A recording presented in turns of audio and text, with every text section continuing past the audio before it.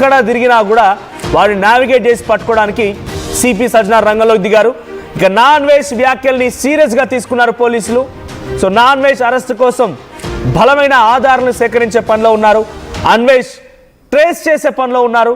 అయితే అటువైపు నుంచి అన్వేష్ ఏం చేస్తున్నాడంటే 128 దేశాలు తిరిగినా 8 కోట్ల రూపాయల బ్యాంకు బ్యాలెన్స్ ఉంది, ఎక్కడ తిరిగినా నడుస్తుంది, ఏం చేసి నడుస్తా అనుకుంటున్నాడు. కానీ పాపం అంతకంటే తోపు తురుంకాన్లే ఆఖరికి వచ్చి పోలీసుల దగ్గర లొంగిపోయారు. పోలీసులకే వార్నింగ్ ఇచ్చాడు ఐబొమ్మ రవి అన్నట్టు. ఆయన ఐబొమ్మ రవి అనే వ్యక్తి పోలీసులకే వార్నింగ్ ఇచ్చాడు. అలాంటి వాడినే పోలీసులు అదుపులోకి తీసుకున్నారు, అరెస్ట్ చేసి ఇంకా పూటకో జైలు చొప్పున తిప్పుతూ ఉన్నారు, కస్టడీ తీసుకుంటున్నారు, చుక్కలు చూపిస్తున్నారు. అలాంటి దాంతో పోలిస్తే నువ్వెంత? సో ఇన్స్టాగ్రామ్కి ఇప్పటికే ఒక లేఖ రాశారు. ఏ క్షణమైన ఇన్స్టాగ్రామ్ నుంచి ఒక రిప్లై వచ్చే అవకాశం ఉంది. వన్స్ ఆ రిప్లై రాగానే నాన్ వెజ్ని అరెస్ట్ చేయడం కోసం అన్ని రకాల ఏర్పాట్లు చేశారు. అయితే ఇప్పుడు వాడు ఏం చేస్తున్నాడంటే లొకేషన్లు మారుస్తూ ఉన్నాడు. మొన్ననే మనం లైవ్ డిబేట్ చేస్తూ ఉండగానే మీకు అందరికీ లైవ్లోనే చెప్పాను నేను, new country China or India అనేటువంటి ఒక పోస్ట్ చేశాడు. అంటే కొత్త దేశానికి వెళ్తున్నాను, చైనా లేదా ఇండియాకా అని చెప్పండి అన్నట్టుగా ఒక పోస్ట్ పెట్టాడు.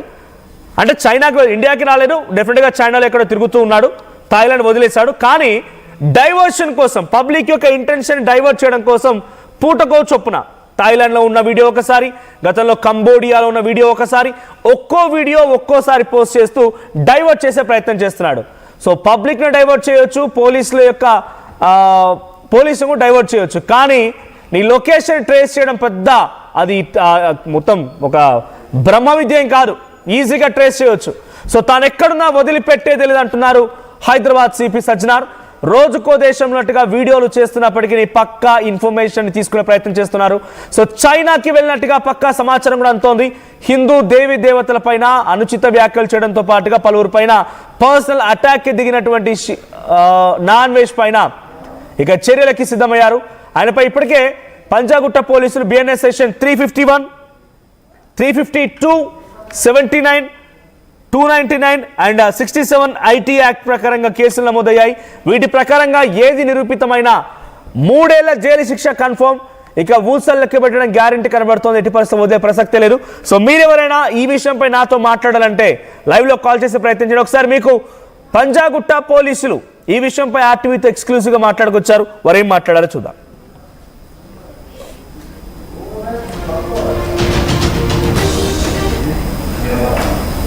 Welcome to RTV.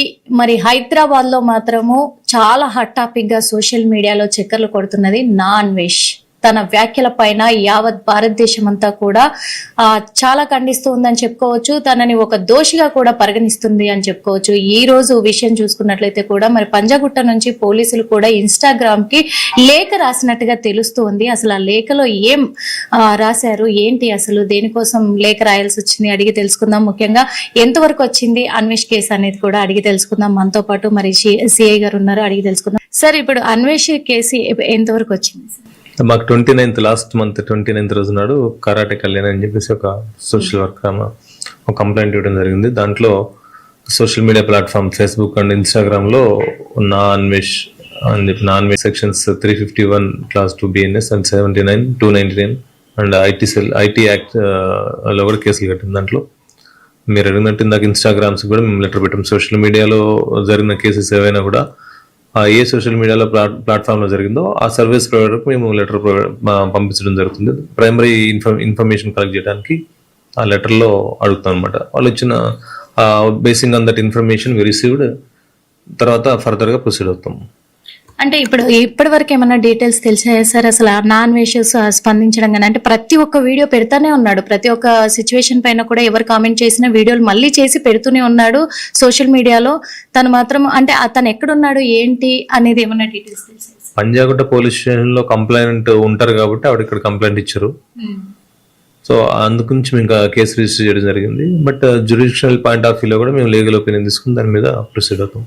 అంటే తను విదేశాలకు ఎక్కువగా తిరుగుతూ ఉంటాడు, ఇండియాలో ఉండడు సార్. ఇండియాని కూడా అవమానిస్తూ తను కామెంట్ చేయడం జరిగింది. అలాంటిది తనని అదుపులోకి తీసుకోవడానికి ఇక్కడ నుంచి ఏమన్నా స్పెషల్ టీమ్స్ కానీ అలా ఏమన్నా పంపించారా సార్? ప్రస్తుతానికి ఏం లేదు. Case collection of investigation stage లో ఉంది, ఇన్ఫర్మేషన్ కలెక్షన్ స్టేజ్ లో ఉంది. ప్రాపర్ ఎవిడెన్స్ కలెక్ట్ చేసిన తర్వాత మేము ప్రొసీడ్ అవుతాం. ఇప్పుడు లేఖ రాశారు కదా సార్ ఇన్స్టాగ్రామ్ కి, తన ఐడి ప్రూఫ్స్ కావాలి అని చెప్పేసి, డీటెయిల్స్ కావాలి అని చెప్పేసి, ఇప్పటి వరకు ఏమైనా మీకు దానిపైన స్పందన వచ్చింది? మాకు కంప్లైంట్ ఆవిడ లింక్ ప్రొవైడ్ చేశారు, దాంట్లో ఆ లింక్ బేస్ చేసుకుని అది ఆరిజినేటెడ్ ఎక్కడి నుంచి అనేది మేము అడిగాము. లేదా షేర్డ్ ఇన్ఫర్మేషన్, షేర్డ్ లింక్ అనేది తెలుసుకోవడానికి మేము సర్టన్ ఇన్ఫర్మేషన్ అడిగాం అనమాట. ఇంకా నాన్ వెజ్ అదుపులోకి తీసుకోవడానికి ఎన్ని రోజులు పడుతుండొచ్చు సార్? ఇప్పుడు ప్రస్తుతానికి అదుపులో తీసుకోవడానికి సరిపడా ఇన్ఫర్మేషన్ మేము కలెక్ట్ చేస్తున్నాం. అది తర్వాత ప్రైమా ఫేస్ ప్రూవ్ అయితే ఖచ్చితంగా లీగల్ యాక్షన్ తీసుకుంటాం. Thank you sir. చూసాం కదా మరి, ఎందుకంటే నాన్ వెజ్ అనే వ్యక్తి ఒక యూట్యూబర్ గా సోషల్ మీడియాలో హల్చల్ అవుతూ కూడా చెక్కేస్తారు నాన్వేష్. నువ్వెక్కడున్నా సరే పంజాగుట్ట పోలీసులు రంగంలోకి దిగారంటే ఒక కాన్ఫిడెన్స్ ఏంటంటే బెట్టింగ్ యాప్ విషయంలో పంజాగుట్ట పోలీసులే.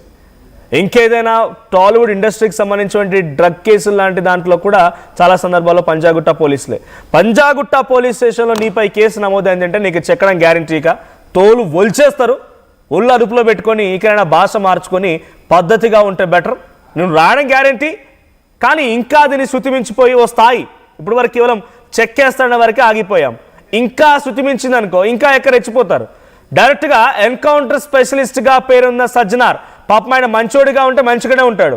అధికారిగా ఆ రోజు ఆయన బెట్టింగ్ యాప్ విషయంలో నువ్వు వ్యతిరేకంగా మాట్లాడుతూ ఉంటే నీతో పాటు వీడియోలో మాట్లాడి ఆయన సోషల్ మీడియా ప్లాట్ఫామ్లో కూడా పోస్ట్ చేశాడు.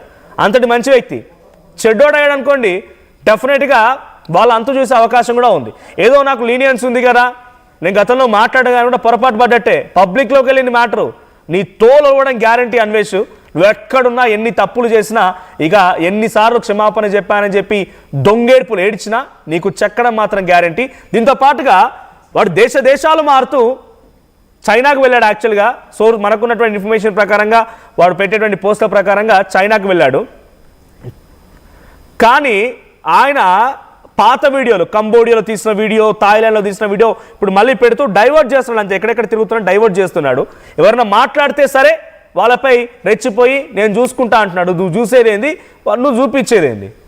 అయిపోయింది ఇక నీ పని క్లోజ్. ఇక పాపం ఎంత సక్కడోడు, చక్కగా వీడియోలు చేసుకుంటూ మిలియన్ సబ్స్క్రైబర్ సంపాదించి ఏదో పిచ్చి పిచ్చి భాషలు మాట్లాడుతూ పిచ్చి పిచ్చి ప్రవర్తనతో ఒక వెలిగేవాడు. ఎప్పుడైతే భారతదేశాన్ని హిందూ దేవీ దేవతల గురించి మాట్లాడుకొచ్చాడో ఇక సమయం మూడింది. ఇక్కడ కామెంట్స్ కూడా వస్తున్నాయి. అట్ ది సేమ్ టైం మీరు కూడా లైవ్లో నాతో పాటు మాట్లాడాలనుకుంటే కాల్ చేసే ప్రయత్నం చేయండి. At the same time Sajjanar arrest చేస్తారా లేదా అనే పోల్ కూడా ఉంది, దాంట్లో కూడా మీరు పార్టిసిపేట్ చేయండి. ఓ కాలర్ ఉన్నారు. So Syed from Borabanda, Vaid from Borabanda. So Vaid గారు మాట్లాడండి. సార్ నమస్తే సార్. నమస్తే అండి సార్, ఇప్పుడు ఆ మేడం గారు మాట్లాడిన దాంట్లో తప్పేం లేదు. ఇప్పుడు అతను మాట్లాడుతున్నాడు, ఆమె ఇష్టము, ఆమె ఏమైనా చేసుకుంటారని మాట్లాడుతున్నాడు. ఇప్పుడు ఆమె పెళ్ళాము, ఆమె భార్య అట్లనే చేస్తే ఆమె ఊరుకుంటాడా సార్?